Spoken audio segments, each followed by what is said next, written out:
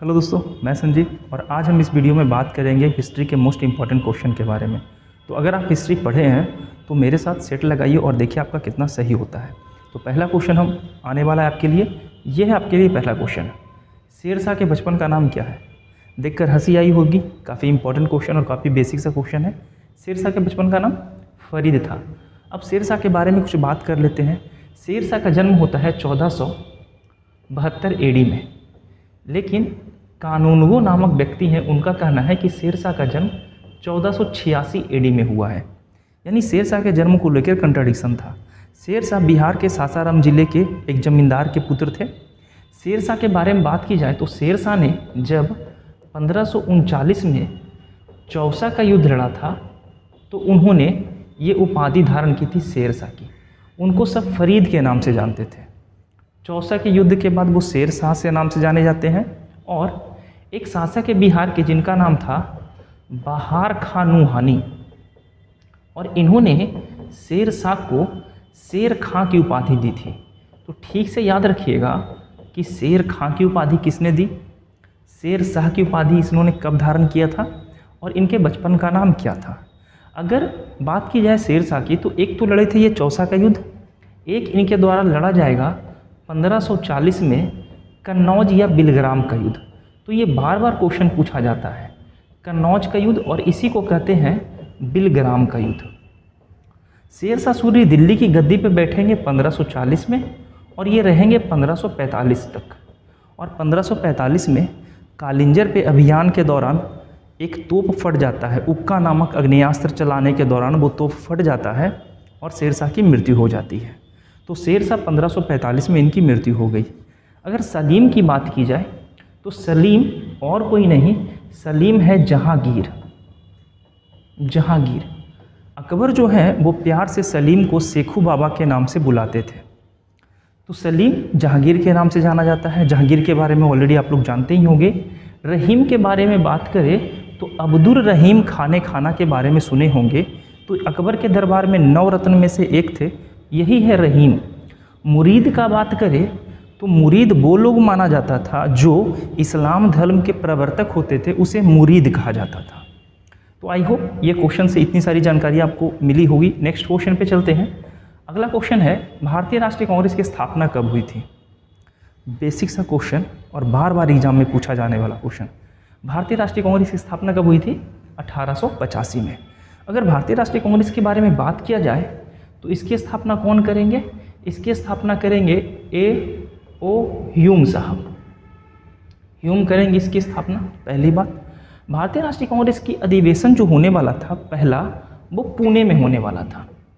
चूँकि पुणे में प्लेग नामक महामारी फैल जाती है, इसलिए पहला अधिवेशन को पुणे से हटाकर मुंबई कर दिया गया। तो ये छोटी सी बातें याद रखिएगा कि पहला अधिवेशन कहाँ हुआ था, तो होना था पुणे में, हुआ कहाँ? मुंबई में। गोकुलदास तेजपाल विश्वविद्यालय में हुआ था पहला अधिवेशन। पहले अधिवेशन के अध्यक्ष कौन थे, इसका आंसर आप हमें कमेंट में दीजिएगा। नेक्स्ट क्वेश्चन पे चलते हैं। प्राचीन नालंदा विश्वविद्यालय के संस्थापक कौन थे? नालंदा विश्वविद्यालय से पहले भी भारत में एक विश्वविद्यालय था जो वर्तमान पाकिस्तान में है, जो तक्षशिला के नाम से जाना जाता है। और तक्षशिला काफ़ी फेमस रहा है अपने समय में। तक्षशिला से ही प्रसेनजीत पढ़कर निकले थे, तक्षशिला से ही बिंबिसार पढ़े हैं, चंद्रगुप्त मौर्य पढ़े हैं। तो तक्षशिला काफ़ी फेमस हुआ करता था। बात है यहाँ पे नालंदा विश्वविद्यालय का, तो इसकी स्थापना कुमारगुप्त करवाएंगे। वो भी कब? तो 5वीं शताब्दी में करवाएंगे। कुमारगुप्त गुप्ता डायनेस्टी के थे। धर्मपाल के बारे में बात करें तो ये पाल वंश का शासक है। धर्मपाल गोपाल का पुत्र है और धर्मपाल बिहार के भागलपुर में विक्रमशिला विश्वविद्यालय की स्थापना करते हैं। तो ये भी बात याद रखिएगा। चंद्रगुप्त द्वितीय के बारे में बात करें तो ये रामगुप्त के छोटे भाई हैं। चंद्रगुप्त द्वितीय शकों को पराजित किए थे और इसी के उपलक्ष्य में इन्होंने विक्रमादित्य की उपाधि धारण की थी। अभी तक कुल 14 विक्रमादित्य हुए और 14 में से सबसे शक्तिशाली विक्रमादित्य कौन हुए? चंद्रगुप्त द्वितीय। और समुद्रगुप्त के बारे में तो जानते ही होंगे, चंद्रगुप्त प्रथम के पुत्र हैं समुद्रगुप्त, है ना। आगे चलते हैं। नेक्स्ट क्वेश्चन, मुंगेर निम्नलिखित में से किसकी राजधानी थी? मुंगेर के बारे में बात करेंगे। वर्तमान बिहार में ये मुंगेर स्थित है। मुंगेर जो राजधानी थी वो राजधानी थी मीर कासिम की। मुंगेर राजधानी बनती कैसे है, तो बात आता है कि मीर कासिम मुगलों के द्वारा अंग्रेज़ों के द्वारा बंगाल का दूसरा नवाब है जो अंग्रेज़ों के द्वारा बनाया गया था। हम बात करें बैटल ऑफ प्लासी की, तो बैटल ऑफ प्लासी काफ़ी इंपॉर्टेंट है जो 1757 AD में हुआ है। बैटल ऑफ प्लासी सिराजुद्दौला और रॉबर्ट क्लाइव के बीच में हुआ था। सिराजुद्दौला का जो सेनापति था उनका नाम था मीर जाफ़र, और मीर जाफ़र रॉबर्ट क्लाइव से संधि कर लेते हैं और सिराजुद्दौला युद्ध में हार जाते हैं और अंग्रेज़ों के द्वारा बंगाल का पहला नवाब मीर जाफ़र को बनाया जाता है। परंतु मीर जाफ़र योग्य नहीं होते हैं, इस कारण मीर जाफ़र को इनकी गद्दी से हटाकर इनके जगह पे इनके दामाद मीर कासिम को गद्दी दे दिया जाता है। चूँकि मीर कासिम अंग्रेज़ों से काफ़ी परेशान हो चुके थे तो इन्होंने अपनी राजधानी मुर्शिदाबाद से मुंगेर स्थापित कर ली थी। तो मुंगेर से पहले इनकी राजधानी थी मुर्शिदाबाद। तो कभी कभी ये भी क्वेश्चन पूछता है कि कहाँ से इन्होंने मुंगेर स्थापित की थी। तो अंग्रेज़ों ने इन्हें गद्दी से हटा दिया और पुनः मीर जाफ़र को गद्दी सौंप देते हैं और मीर कासिम चले जाते हैं बंगाल के उस समय अवध के शासक उस समय थे शुजा-उद-दौला। अच्छे से याद रखिएगा, शुजा-उद-दौला ना कि सिराजुद्दौला। सिराजुद्दौला तो यहीं पे ख़त्म हो जाते हैं। शुजा-उद-दौला के पास जाते हैं और इस समय मुग़ल बादशाह होते हैं जिनका नाम होता है शाह आलम द्वितीय। तो अवध में ही इस समय शाह आलम द्वितीय उपस्थित थे और बंगाल के नवाब जो मीर कासिम थे यहाँ जाते हैं और तीनों मिलकर सन 1764 ईस्वी में बंगाल के नादिया ज़िले में भागीरथी नदी के किनारे ये युद्ध होता है जिसका नाम होता है बैटल ऑफ बक्सर का युद्ध। बंगाल में बक्सर का नहीं, बंगाल में तो प्लासी का युद्ध होगा ना। बक्सर का युद्ध बिहार में चौसा नामक स्थान पे होता है, गंगा और कर्मनासा नदी के संगम पे। बक्सर में ये तीन सेना आपस में एकजुट हो जाती है और अंग्रेजी अधिकारी हेक्टर मुनरो के विरोध में लड़ती है, लेकिन ये सेना हार जाती है और हेक्टर मुनरो जीत जाता है। इसके बाद बंगाल में 1765 ईस्वी में इलाहाबाद की संधि होती है और बंगाल में द्वैध शासन लागू कर दिया जाता है, जो 1765 से लेकर 1772 ईस्वी तक बंगाल में द्वैध शासन रहता है।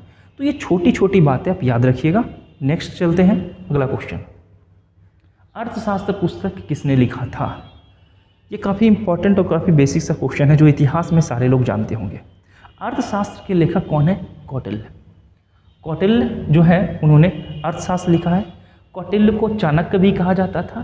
कभी कभी ये पूछ लिया जाता है कि चाणक्य के बचपन का नाम क्या था, तो चाणक्य के बचपन का नाम विष्णुगुप्त था। चाणक्य ने चंद्रगुप्त मौर्य की सहायता से नंद वंश के अंतिम शासक धनानंद को पराजित करेंगे और 322 BC में मौर्य वंश की स्थापना करेंगे। मौर्य वंश में चंद्रगुप्त मौर्य ने अपना प्रधानमंत्री चाणक्य को ही रखा था। मौर्य साम्राज्य में चंद्रगुप्त मौर्य का जो संकेत था झंडा, उसमें मोर का चिन्ह बना हुआ था। ऐसा कहा जाता है कि चंद्रगुप्त मौर्य मोर पालक के पुत्र थे। तो कौटिल्य के बारे में याद रखिएगा, कौटिल्य का अर्थशास्त्र 15 अधिकरणों में बटा हुआ है और 7 क्षेत्र के बारे में बोले थे कि चंद्रगुप्त मौर्य का दरबार 7 क्षेत्र में बटा हुआ था। अमात्य, मित्र, सेन, दुर्ग, कोष और जनपद, इस तरीके से 7 क्षेत्रों में मौर्य का साम्राज्य बटा हुआ था। नेक्स्ट, कौटिल्य के बारे में बात करें तो आ ही गया। इनके बचपन का नाम क्या था? विष्णुगुप्त। पिता थे चाणक्य को भारत का मैकियावेली कहा जाता है। कौटिल्य अर्थशास्त्र की रचना की है जिसका संबंध राजनीति से था। अगर अर्थशास्त्र के बारे में बात करें तो 15 अधिकरण थे। अनुसार राज्य 7 अंग थे। 7 अंग कौन कौन से थे ये पूछा गया है। अभी बात किया स्वामी, अमात्य, मित्र, सेन, कोष, दुर्ग और जनपद। कौटिल्य के अनुसार राजा धर्म प्रवर्तक अर्थात सामाजिक व्यवस्था का संचालक होता है। कौटिल्य ने युद्ध के मामले में नैतिकता को गौण रखा है। यानी कौटिल्य के बारे में बेसिक जानकारी यहाँ पे आपको हो गई। स्क्रीनशॉट लेना चाहते हैं ले लीजिए। नेक्स्ट क्वेश्चन पे चलते हैं। इनकलाब जिंदाबाद, ये किनका नारा है? सुभाष चंद्र बोस, महात्मा गांधी, चंद्रशेखर आज़ाद या भगत सिंह?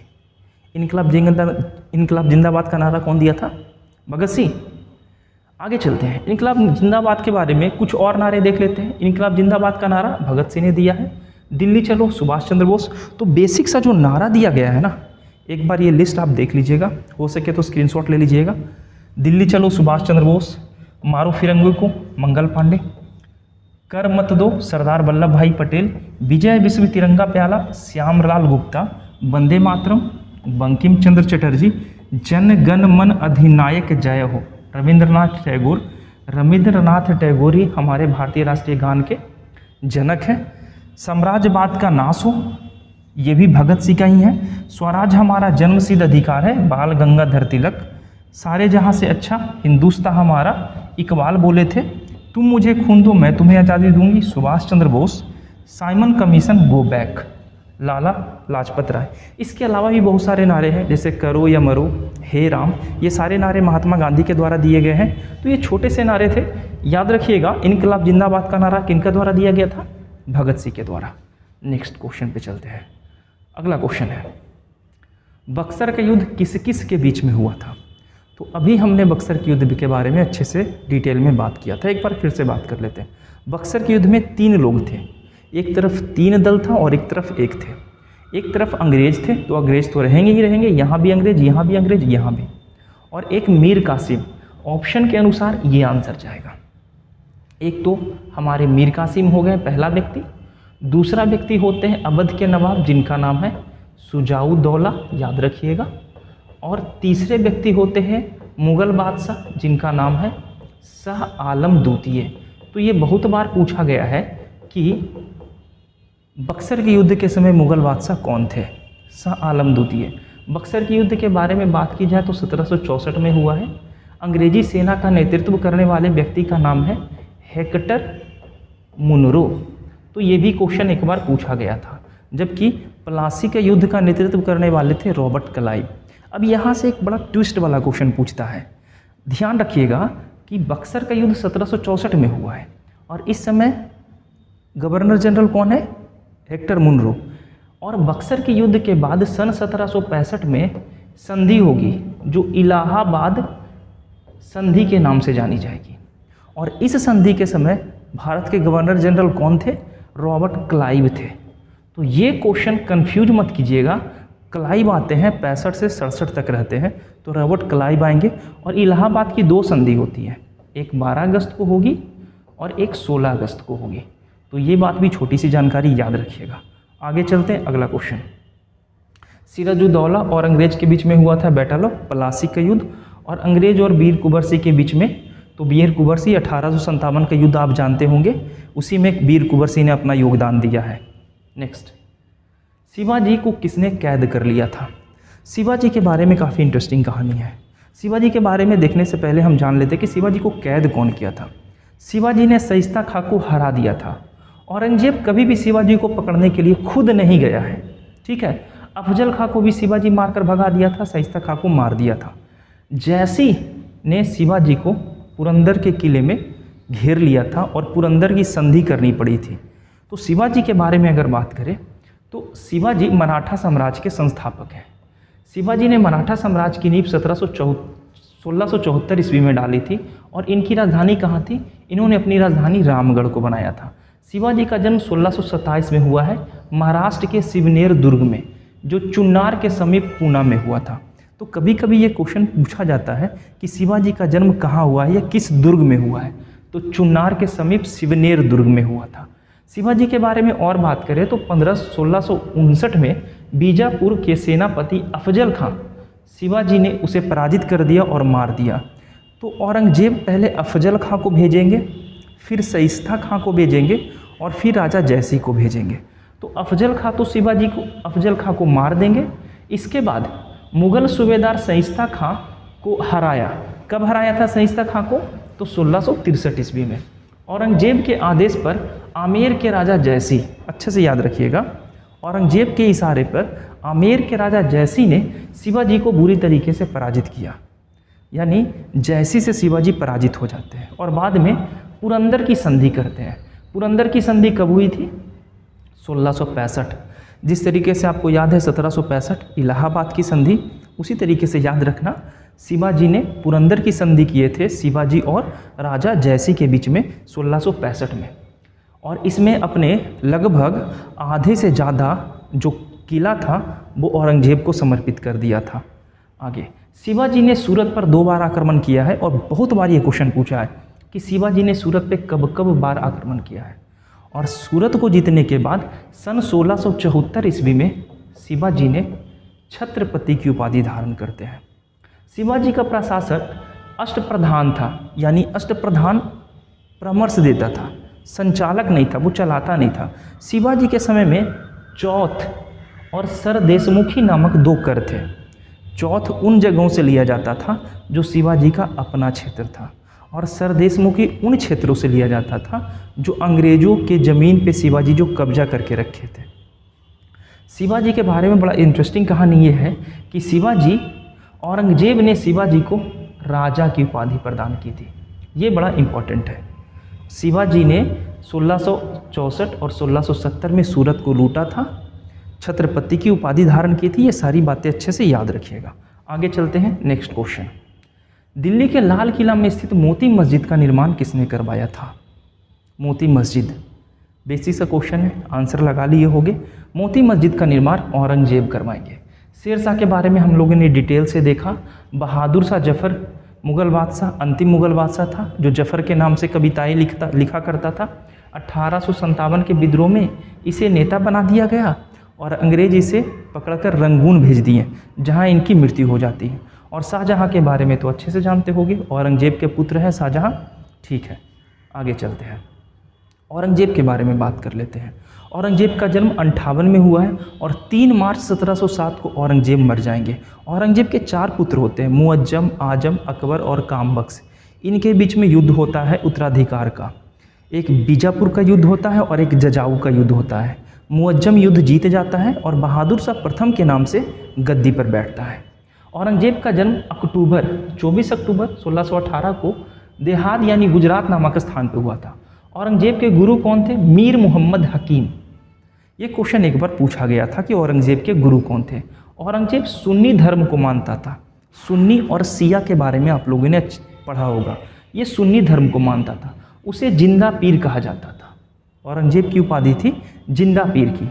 इस्लाम नहीं स्वीकार करने के कारण सिखों के 9वें गुरु तेग बहादुर की हत्या कर दी थी। 5 दिनों तक यातना दिया गया था और तेग बहादुर की हत्या कर दी गई थी। आगे, औरंगजेब ने 1675 में दिल्ली में करवा दी थी, यानी औरंगजेब ने तेग बहादुर की हत्या 1675 में करवाई थी। औरंगजेब 1679 में जजिया कर पुनः लागू किया था। काफ़ी इंपॉर्टेंट क्वेश्चन है। अकबर जहां जजिया कर समाप्त करेंगे, औरंगजेब वहां जजिया कर लागू करेगा।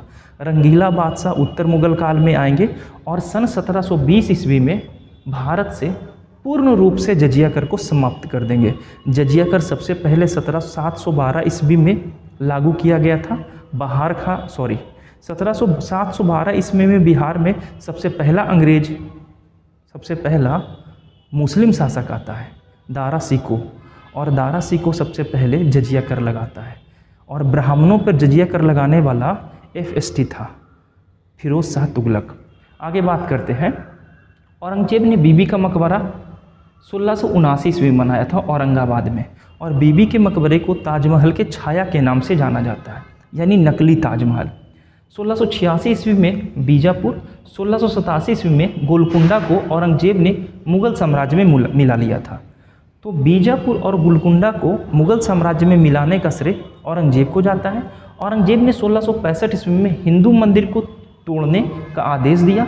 इसके शासनकाल में तोड़े गए मंदिर में कौन कौन से मंदिर थे? सोमनाथ का मंदिर था, बनारस का विश्वनाथ मंदिर था, बीरसी देव द्वारा जहांगीर काल में मथुरा में निर्मित केशव राम मंदिर था। तो 3 मंदिरों को औरंगजेब तोड़ा है और तीनों प्रमुख मंदिर था, सोमनाथ का मंदिर, बनारस का विश्वनाथ मंदिर और केशव राम मंदिर। औरंगजेब के शासनकाल में मुगल सेना में सर्वाधिक हिंदू सेनापति थे। औरंगजेब मुगल का सबसे ज़्यादा योग्य पढ़ा लिखा शासक था। औरंगजेब योग्यता पे बल देता था। अपने साम्राज्य में जो कला व्यवस्था थी उसको औरंगजेब बाहर कर दिया था, जबकि औरंगजेब खुद कला का प्रेमी था। ठीक है, औरंगजेब की मृत्यु 3 मार्च 1707 ईस्वी को हो गई थी। इसे खुलदाबाद, जो अब रोजा कहलाता है, में दफनाया गया था। तो तो बेसिक से की पॉइंट है औरंगजेब के बारे में स्क्रीनशॉट लेके एक बार मैं इसे साफ कर दे रहा हूँ, आप लोग अच्छे से स्क्रीनशॉट ले लेना और जो छोटा छोटा पॉइंट है उसे नोट कर लेना। सबसे इंपॉर्टेंट पॉइंट है मीर मोहम्मद हकीम जो औरंगजेब के गुरु थे और औरंगजेब को जिंदा पीर कहा गया है, इसके बारे में। नेक्स्ट, सतलज, चिनाब और रावी निम्न में से किसकी सहायक नदी है? ये लास्ट क्वेश्चन एक ज्योग्राफी का है। तो सतलज, चिनाब और रावी ये तीनों सिंधु की सहायक नदी है। अगर सिंधु के बारे में बात करें तो तिब्बत के मानसरोवर झील से निकलती है और सिंधु की लंबाई कितनी है? 2880, जो भारत के एकमात्र राज्य लद्दाख से प्रवाहित होती है। सतलज की बात करें तो ये भी तिब्बत से निकलती है मानसरोवर झील से और भारत के हिमाचल प्रदेश में सिपकिला दर्रा से होकर, जिसका नाम है सिपकिला दर्रा से होकर भारत के हिमाचल प्रदेश में प्रवेश करती है और आगे जाकर हिमाचल प्रदेश से ही एक नदी निकलती है ब्यास नदी, ब्यास कुंड से, और जाके सतलज नदी में मिल जाती है। चिनाब नदी का बात करें तो चिनाब नदी भी हिमाचल प्रदेश से निकलती है और जाकर ये झेलम नदी में मिल जाती है। अगर रावी नदी के बारे में बात करें तो रावी, सतलज और ब्यास, रावी नदी भी रोहतांग दर्रे से निकलती है हिमाचल प्रदेश में और ये आगे जाके चेनाब नदी में मिल जाती है। तो आज का ये इंपॉर्टेंट क्वेश्चंस था। नेक्स्ट क्वेश्चन चलते हैं, ख़त्म हो गया। तो आई होप ये सेशन आपको अच्छा लगा।